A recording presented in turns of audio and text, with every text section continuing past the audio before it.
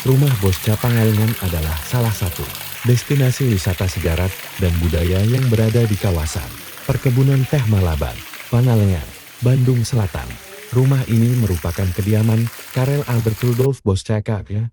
R. Bosca, seorang tokoh Belanda yang terkenal sebagai pengusaha teh sekaligus filantropis. Pada era kolonial, bangunan dengan arsitektur kolonial klasik ini kini menjadi daya tarik wisata edukasi sekaligus sejarah bagi pelancong lokal maupun antara bangsa.